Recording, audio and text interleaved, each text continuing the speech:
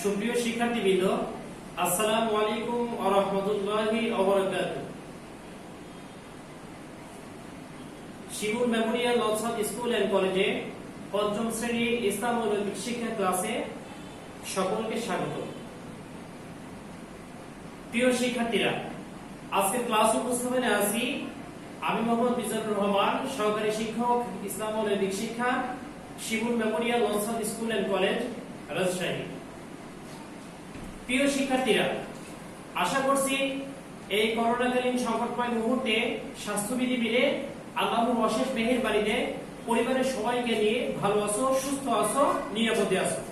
আলহামদুলিল্লাহ, আমিও আল্লাহর অশেষ মেহেরবানিতে ভালো আছি। সুপ্রিয় শিক্ষার্থীবৃন্দ, তোমরা অবশ্যই প্রয়োজন ছাড়া বাসার বাইরে যাবে না। আধা ঘন্টা পর পর অন্তত 20 সেকেন্ড ধরে সুন্দরভাবে হাত পরিষ্কার করবে আর বাসায় পড়াশোনা করবে। সুপ্রিয় শিক্ষার্থীবৃন্দ, আজকে আমরা আলোচনা করব পঞ্চম অধ্যায়। আজকের আলোচনা শেষে আমরা যে বিষয়গুলো সম্পর্কে শিখতে পারবো সেগুলো হলো হযরত সুলাইমান আলাইহিস সালামের পরিচয়, তার অলৌকিক ক্ষমতা সম্পর্কে জানতে পারবো, বাইতুল মুকাদ্দাস নির্মাণের ঘটনা সম্পর্কে জানতে পারবো, হযরত ঈসা আলাইহিস সালামের পরিচয় ও পুনরায় পৃথিবীতে আগমন সম্পর্কে জানতে পারব। প্রিয় শিক্ষার্থীরা, তাহলে আমাদের আজকে আলোচ্য বিষয় হযরত সুলাইমান আলাইহিস সালামের পরিচয়, হযরত সুলাইমান আলাইহিস সালামের অলৌকিক ক্ষমতা, হযরত সুলাইমান আলাইহিস সালামের বিশাল ক্ষমতা, হযরত সুলাইমান আলাইহিস সালাম কর্তৃক বাইতুল মুকাদ্দাস নির্মাণ, হযরত ঈসা আলাইহিস সালামের পরিচয়, হযরত ঈসা আলাইহিস সালামের উপর ইনজিল কিতাব অবতীর্ণ, হযরত ঈসা আলাইহিস সালাম কর্তৃক মানুষদের আল্লাহর ইবাদতের প্রতি আহ্বান, হযরত ঈসা আলাইহিস সালামের পুনরায় পৃথিবীতে আগমন। সুপ্রিয় শিক্ষার্থীবৃন্দ, তোমরা অবশ্যই খাতা কলম এবং তোমাদের পাঠ্য বই নিয়ে আজকের ক্লাস করার জন্য মনোযোগ সহকারে বসে পড়েছো। তাহলে আর দেরি করছি না, আলোচনায় চলে যাই। প্রিয় শিক্ষার্থীরা, শুরুতেই আজকে আমরা আলোচনা করব হযরত সুলাইমান আলাইহিস সালামের পরিচয়। আল্লাহ তাআলা পৃথিবীতে অসংখ্য নবী রাসূল পাঠিয়েছেন। এমন কিছু নবী রাসূল পাঠিয়েছেন যাদের পিতাও কি একজন নবী ছিলেন। এমনই একজন নবীর জীবনী নিয়ে আমরা আলোচনা করছি। তিনি হলেন হযরত সুলাইমান আলাইহিস সালাম। হযরত সুলাইমান আলাইহিস সালাম ছিলেন হযরত দাউদ আলাইহিস সালামের পুত্র। তোমাদের প্রশ্ন করা হয় যে হযরত সুলাইমান আলাইহিস সালামের পিতার নাম কি? তিনি হলেন হযরত দাউদ আলাইহিস সালাম। আর দাউদ আলাইহিস সালামও কি একজন নবী এবং রাসূল ছিলেন।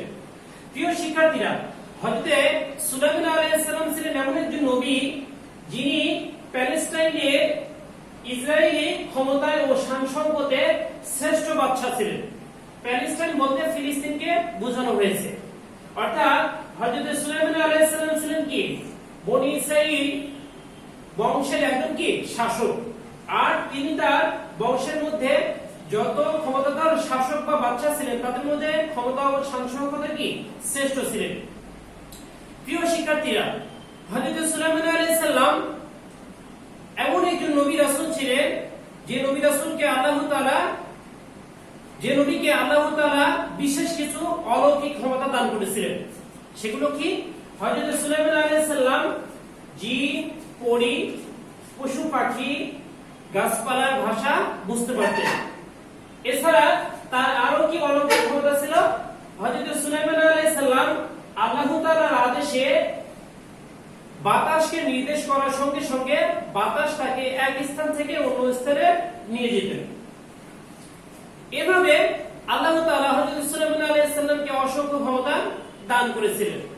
তোমাদের প্রশ্ন করা হয়ে থাকে যে হযরত সুলাইমান আলাইহিস সালামের অলৌকিক ক্ষমতাগুলো লিপিবদ্ধ করো। তাহলে তোমরা কি লিখবা? হযরত সুলাইমান আলাইহিস সালামের অলৌকিক ক্ষমতা ছিল তিনি জিন, পরী, পশু পাখি, গাছপালার ভাষা বুঝতে পারতেন। হযরত সুলাইমান আলাইহিস সালাম বাতাসকে নির্দেশ করার সঙ্গে সঙ্গে বাতাস তাকে এক স্থান থেকে অন্য স্থানে নিয়ে যেতেন। এছাড়াও হযরত সুলাইমান আলাইহিস সালামের নিকটে অর্থাৎ হযরত সুলাইমান আলাইহিস সালামের অধীনে ছিল কিছু জিন, যে জিনদেরকে দিয়ে তিনি বিভিন্ন ধরনের কাজ করাতেন। আর হযরত সুলাইমান আলাইহিস সালামের বিশাল সাম্রাজ্য ছিলেন, সেটিকে সঠিকভাবে পরিচালনার জন্য গোয়েন্দার কাজ করার জন্য আল্লাহ তাআলা তাকে একটি পাখি দান করেছিলেন। সেই পাখির নাম হলো হুদহুদ পাখি। প্রিয় শিক্ষার্থীরা, তাহলে হযরত সুলাইমান আলাইহিস সালামের গোয়েন্দার কাজ করতে গিয়ে একটি পাখি, সেই পাখির নাম হলো হুদহুদ পাখি। আল্লাহ তাআলা হযরত সুলাইমান আলাইহিস সালামের অলৌকিক ক্ষমতা সম্পর্কে পবিত্র কোরআনুল কারীমের মধ্যে কি ইরশাদ করেছেন, বর্ণনা করেছেন, সেগুলো হলো ওয়ালিসুলাইমান রিহা গুদুহা শাহরু ওয়া রাওহুহা শাহর। অর্থাৎ আল্লাহ তাআলা হযরত সুলাইমান আলাইহিস সালামের অধীন করে দিয়েছিলেন বাতাসকে, যে বাতাস তাকে সন্ধ্যায় সকালে এক মাসের পথ এবং সন্ধ্যায় কি আরেক মাসের পথ অতিক্রম করে নিয়ে আসতো। অর্থাৎ তার বিশাল সাম্রাজ্য খুব অল্প সময়ের মধ্যে দেখাশোনার জন্য আল্লাহ তাআলা বাতাসকে তার অধীন করে দিয়েছিলেন। বাতাস যখন নির্দেশ দিত সঙ্গে সঙ্গে বাতাস এক স্থান থেকে অন্য স্থানে তাকে নিয়ে যেতেন। এভাবে সকালে এক মাসের পথ এবং সন্ধ্যায় কি এক মাসের পথ তিনি অতিক্রম করতে পারতেন বাতাসের সাহায্যে। আর তোমাদেরকে বললাম যে আল্লাহ তাআলা তাকে একটি পাখি দান করেছিলেন, যে পাখি গোয়েন্দার কাজ করতো, সেই পাখির নাম হলো কি হুদহুদ পাখি। প্রিয় শিক্ষার্থীরা, তাহলে হযরত সুলাইমান আলাইহিস সালামের গোয়েন্দার কাজ করার জন্য গোপনীয় সংবাদের একটি মাধ্যম ছিল হুদহুদ পাখি। এই পাখি তার সাম্রাজ্যের মধ্যে চলাফেরা করত, আর কোন জায়গায় যদি দুর্নীতি কোনো অনিয়ম হতো সঙ্গে সঙ্গে হযরত সুলাইমান আলাইহিস সালামকে সেই সংবাদটি পৌঁছে দিত। তাহলে হযরত সুলাইমান আলাইহিস সালামকে আল্লাহ তাআলা অসংখ্য কি অলৌকিক ক্ষমতা দান করেছিলেন। প্রিয় শিক্ষার্থীরা, এই পর্যায়ে আমরা আলোচনা করব হযরত সুলাইমান আলাইহিস সালামের বিচার ক্ষমতা। হযরত সুলাইমান আলাইহিস সালাম সুন্দর ও সুষ্ঠুভাবে বিচার কার্য পরিচালনা করতে পারতেন, যা আমরা একটি ঘটনার মাধ্যমে জেনে নিতে পারি। সেটি হলো একদা হযরত দাউদ আলাইহিস সালাম অর্থাৎ তার পিতার নিকটে দুইজন মহিলা একটি শিশুকে নিয়ে হাজির হলো এবং তারা এসে প্রত্যেকেই দাবি করলো যে সেই শিশুটি কি তার, অর্থাৎ সেই সন্তানটি তার। হযরত দাউদ আলাইহিস সালাম ঘটনাটি শোনার পর এই ঘটনার প্রেক্ষিতে বিচার করার জন্য হযরত সুলাইমান আলাইহিস সালামকে নির্দেশ দিলেন। হযরত সুলাইমান আলাইহিস সালাম ঘটনাটি শোনার পর উভয়কে অর্থাৎ সন্তানের মায়েদেরকে বললেন, যেহেতু আপনারা দুইজনই কি শিশুটির মা হিসাবে দাবি করছেন, বিধায় শিশুটিকে আমি দু টুকরো করে আপনাদের দুজনকে দিয়ে দিই।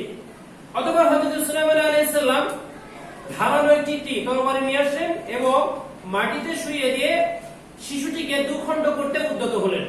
তখন একজন মহিলা বলে উঠল যে আমি ওই শিশুর মা নই, আপনি তাকে হত্যা করবেন না, ওই মহিলাকে আপনি শিশুটি দিয়ে দিন। অথবা হযরত সুলাইমান আলাইহিস সালাম বিচক্ষণ নবী, তিনি বুঝতে পারলেন যে মহিলাটি নিষেধ করেছেন সেই প্রকৃত পক্ষে ওই শিশুটির মাতা, কেননা সে মিথ্যা বলছে যাতে করে তার সন্তানের কি জীবনটা বেঁচে যায়। অথবা হযরত সুলাইমান আলাইহিস সালাম যে মহিলা শিশুটিকে হত্যা করতে নিষেধ করেছিলেন তাকে দিয়ে দিলেন, আর যে মহিলা মিথ্যা দাবি করেছিল তাকে শাস্তি আওতায় নিয়ে আসলেন। প্রিয় শিক্ষার্থীরা, তাহলে দেখো যে বিচক্ষণতা বা বুদ্ধি দিয়ে অনেক সময় বিভিন্ন ধরনের সমস্যার সমাধান করা যায়, যা হযরত সুলাইমান আলাইহিস সালামের বিচার ক্ষমতা দেখে কি আমরা শিক্ষা লাভ করতে পারি। প্রিয় শিক্ষার্থীরা, এই পর্যায়ে আমরা আলোচনা করব হযরত সুলাইমান আলাইহিস সালাম কর্তৃক বাইতুল মুকাদ্দাস নির্মাণ। হযরত সুলাইমান আলাইহিস সালাম আল্লাহর হুকুমে বৃদ্ধ বয়সে বাইতুল মুকাদ্দাস নির্মাণ করেন। অর্থাৎ হযরত দাউদ আলাইহিস সালাম বাইতুল মুকাদ্দাসের কাজ শুরু করেছিলেন, পরবর্তীতে হযরত সুলাইমান আলাইহিস সালাম সেই বাইতুল মুকাদ্দাসের কাজটি কি করেন, কমপ্লিট করেন। আর এই বিশাল আকৃতির এই মসজিদটি বাইতুল মুকাদ্দাস মুসলমানদের প্রথম কিবলা। এই প্রথম কিবলা বাইতুল মুকাদ্দাস নির্মাণ করতে গিয়ে তিনি অসংখ্য শ্রমিক নিয়োগ করেছিলেন। এই শ্রমিকদের মধ্যে জিনরাও কি শ্রমিক হিসাবে কাজ করেছিল। তোমরা আগে জেনেছো যে হযরত সুলাইমান আলাইহিস সালামের অধীনে জিনরা ছিল, যে জিনরা কি হযরত সুলাইমান আলাইহিস সালামের নির্দেশ ক্রমে তাকে বিভিন্ন কাজে সহযোগিতা করতেন। আর হযরত সুলাইমান আলাইহিস সালামও ঠিক তেমনি বায়তুল মুকাদ্দাস নির্মাণের ক্ষেত্রে জিনদেরকে কি ব্যবহার করেছিলেন। হযরত সুলাইমান আলাইহিস সালাম শ্রমিক এবং জিনদেরকে নিয়োগ করার পর তিনি তার ইবাদত কক্ষে কি লাঠি ভর দিয়ে দাঁড়িয়ে থাকলেন। সমস্ত শ্রমিক এবং জিনরা অনুভব করলো বা চিন্তা করেছিল যে হযরত সুলাইমান আলাইহিস সালাম ইবাদত বন্দেগীতে লিপ্ত আছেন। এমন অবস্থাতে আল্লাহ তাআলার নির্দেশে হযরত সুলাইমান আলাইহিস সালাম ইন্তেকাল করেন। আর তার হাতের যে লাঠি ছিল সেই লাঠিতে উই পোকা ধরে এবং উই পোকা যখন লাঠিটি প্রিয়দংশে খেয়ে ফেলে তখন হযরত সুলাইমান আলাইহিস সালাম মাটিতে লুটিয়ে পড়ে। তখন সবাই বুঝতে পারে যে হযরত সুলাইমান আলাইহিস সালাম মৃত্যুবরণ করেছে। প্রিয় শিক্ষার্থীরা, তাহলে দেখো যে হযরত সুলাইমান আলাইহিস সালাম এত শান শওকত, এত ক্ষমতা, এত আধিপত্য, এত বিশাল সাম্রাজ্যের অধিকারী হওয়ার পরেও তিনি ছিলেন কি নিরহংকারী, অর্থাৎ তিনি কোনো প্রকার অহংকার করতেন না। সর্বদাই কি আল্লাহ তাআলার ইবাদত বন্দেগী করতেন, আল্লাহর একত্ববাদের দাওয়াত দিতেন। তাহলে প্রিয় শিক্ষার্থীরা, আমরা অবশ্যই কি করব, যতই ধন সম্পদ প্রভাব প্রতিপত্তি আমাদের হাতে থাকুক না কেন, আমরা অবশ্যই কি আল্লাহ তাআলাকে ভুলে যাব না, মানুষের উপর কি অত্যাচার করব না। আর অবশ্যই কি আল্লাহ তাআলার ঘর, মসজিদ, নবীর ঘর বা নবীর প্রতিষ্ঠান, মাদ্রাসা এগুলো নির্মাণে অবশ্যই কি আমরা আমাদের বুদ্ধি, সম্পদ, অর্থ দিয়ে কি সাহায্য সহযোগিতা করব। প্রিয় শিক্ষার্থীরা, তোমাদের পাঠ্য বইয়ের সর্বশেষ যে আলোচনাটি রয়েছে সেটি হলো হযরত ঈসা আলাইহিস সালাম। হযরত ঈসা আলাইহিস সালাম হলেন এমন একজন নবী যিনি পিতা ছাড়া এই পৃথিবীতে মাতৃগর্ভের মাধ্যমে কি জন্মগ্রহণ করেছিলেন। হযরত ঈসা আলাইহিস সালাম ফিলিস্তিনের বাইতুল লাহামে জন্মগ্রহণ করেন। এই বাইতুল লাহামের বর্তমান নাম হলো বেথেলহাম। প্রিয় শিক্ষার্থীরা, বাইতুল লাহামের বর্তমান নাম হলো বেথেলহাম। এই বেথেলহাম বা বাইতুল লাহামে হযরত ঈসা আলাইহিস সালাম জন্মগ্রহণ করেন। প্রিয় শিক্ষার্থীরা, হযরত ঈসা আলাইহিস সালামের মাতার নাম হযরত মরিয়ম আলাইহিস সালাম। যদি তোমাদের প্রশ্ন করা হয় পিতা ছাড়া কোন নবী এবং রাসূল পৃথিবীতে জন্মগ্রহণ করেছিলেন, তিনি হলেন হযরত ঈসা আলাইহিস সালাম। কোন সময় কি আদম আলাইহিস সালাম লিখো না, কেননা হযরত আদম আলাইহিস সালাম এমন ভাবে পৃথিবীতে এসেছিলেন তার জন্মগ্রহণের প্রয়োজন হয়নি, বরং আল্লাহ তাআলা তাকে সৃষ্টি করেছেন। তার পিতাও নেই কি মাতাও নেই, আল্লাহ তাআলাই মূল সৃষ্টিকারী। এজন্য পিতা ছাড়া জন্মগ্রহণকারী হযরত ঈসা আলাইহিস সালাম। হযরত ঈসা আলাইহিস সালাম আল্লাহ তাআলার কুদরতে মাতৃগর্ভে জন্মগ্রহণ করেন। জন্মগ্রহণ করার পর মানুষরা বিভিন্ন ভাবে তার মাকে প্রশ্নবিদ্ধ করতে থাকে। আর এই প্রশ্নবিদ্ধ থেকে রক্ষা করতে আল্লাহ তাআলা হযরত ঈসা আলাইহিস সালামের মধ্যে কিছু অলৌকিক ক্ষমতা দান করেছিলেন। সেগুলো হলো, তিনি যখন জন্মগ্রহণ করলেন তাকে যখন দোলনাতে রাখা হলো, মানুষজন যখন তার মাকে বিভিন্ন ভাবে প্রশ্ন করছিল, হযরত ঈসা আলাইহিস সালাম দোলনায় থাকা অবস্থাতে মানুষদের বিভিন্ন ধরনের অমূলক বা বিভিন্ন ধরনের বিভ্রান্তিমূলক প্রশ্নের উত্তর তিনি দোলনায় থেকে কি দিয়েছিলেন। প্রিয় শিক্ষার্থীরা, শুধুমাত্র দোলনায় থাকা অবস্থাতেই নয়, বরং হযরত ঈসা আলাইহিস সালামকে আল্লাহ তাআলা আরো বিশেষ কিছু অলৌকিক ক্ষমতা দান করেছিলেন। যেমন তিনি জন্মান্ধকে দৃষ্টি শক্তি দান করতে পারতেন, তিনি শেষ, ধবল, কুষ্ঠ রোগীকে সারিয়ে তুলতে পারতেন। আল্লাহ তাআলার নির্দেশে তিনি মাটির তৈরি কোন প্রাণীকে যখনই ফুৎকার দিতেন তখনই সেগুলো জীবন্ত হয়ে কি আকাশে উড়ে যেতে পারত। এছাড়াও হযরত ঈসা আলাইহিস সালাম আল্লাহ তাআলার নির্দেশে যখনই কোনো মৃত ব্যক্তিকে জীবিত হওয়ার কথা বলতেন তখন সঙ্গে সঙ্গে সেই ব্যক্তিকে জীবিত হতে পারতেন। এভাবে আল্লাহ তাআলা হযরত ঈসা আলাইহিস সালামকে অসংখ্য অলৌকিক ক্ষমতা দান করেছিলেন। প্রিয় শিক্ষার্থীরা, তোমাদের প্রশ্ন করা হয়ে থাকে যে হযরত ঈসা আলাইহিস সালামের 4টি অলৌকিক ক্ষমতা উল্লেখ করো। তোমরা এগুলো অবশ্যই কি উল্লেখ করবে। হযরত ঈসা আলাইহিস সালামের উপর ইনজিল কিতাব অবতীর্ণ। হযরত ঈসা আলাইহিস সালাম যখন পৃথিবীতে আসলেন, প্রাপ্ত বয়স্ক হলেন, তখন আল্লাহ তাআলার পক্ষ থেকে একটি ঐশী গ্রন্থ তার উপর নাযিল করা হয়, যে কিতাবের নাম হলো কি ইনজিল। হযরত ঈসা আলাইহিস সালাম ইনজিল প্রাপ্ত হওয়ার পর সে সমাজে যে মূর্তি পূজা করা হতো, দেবদেবীর পূজা করা হতো, হযরত ঈসা আলাইহিস সালাম তাদেরকে সেগুলো থেকে বিরত থাকার জন্য নির্দেশ দিলেন, আল্লাহ তাআলার ইবাদত বন্দেগীতে তাদেরকে উৎসাহিত করলেন। কিন্তু এই নির্দেশের ফলে, উৎসাহিত করার ফলে তৎকালীন সমাজের মানুষেরা হযরত ঈসা আলাইহিস সালামকে শত্রু হিসেবে আখ্যায়িত করলো, তার উপর অত্যাচার করতে লাগলো। এক পর্যায়ে তাকে হত্যা করারও কি সিদ্ধান্ত নিল। প্রিয় শিক্ষার্থীরা, তাহলে হযরত ঈসা আলাইহিস সালাম মানুষদেরকে এক আল্লাহ তাআলার ইবাদতের আহ্বান জানালেন, শিরক থেকে বিরত থাকতে বললেন, সকল প্রকার দুর্নীতি ও খারাপ কাজ থেকেও কি বিরত থাকতে বললেন। হযরত ঈসা আলাইহিস সালাম যখন এভাবে দাওয়াত দিতে থাকলেন, তখন তাকে হত্যার ষড়যন্ত্র করা হলো। একদিন তার বাড়ি ঘেরাও করা হলো এবং তাকে হত্যা করার জন্য একজন ব্যক্তিকে কি তার ঘরের ভিতরে পাঠানো হলো। কিন্তু রাখে আল্লাহ, মারে কে?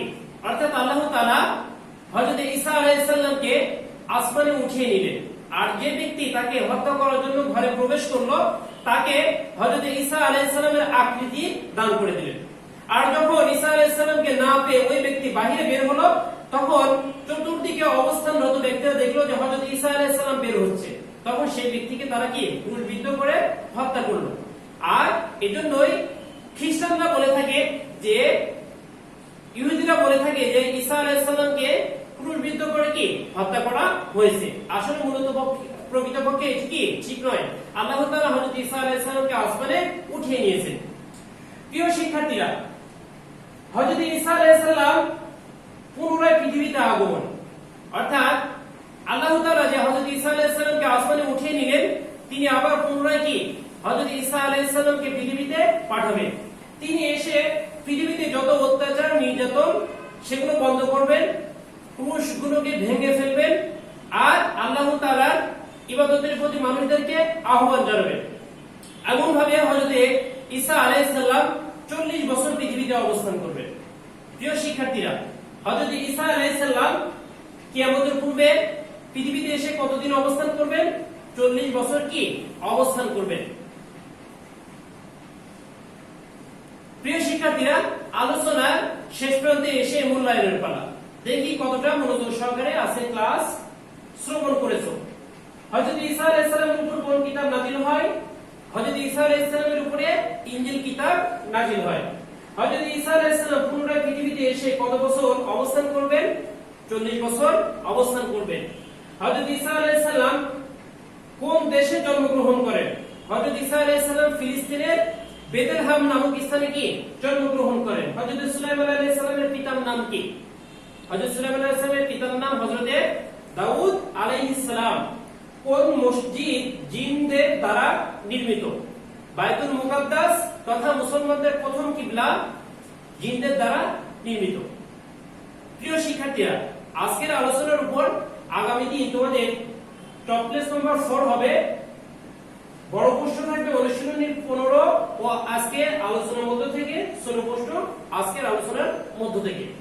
প্রিয় শিক্ষার্থীরা, আশা করছি অবশ্যই তোমরা বাসায় আজকে এই অংশ আবার সুন্দর করে চর্চা করবে, আর আগামী দিন যে তোমাদের টপলেসের শীট দেওয়া আছে সেই শীটটি সুন্দর করে কি কমপ্লিট করবে।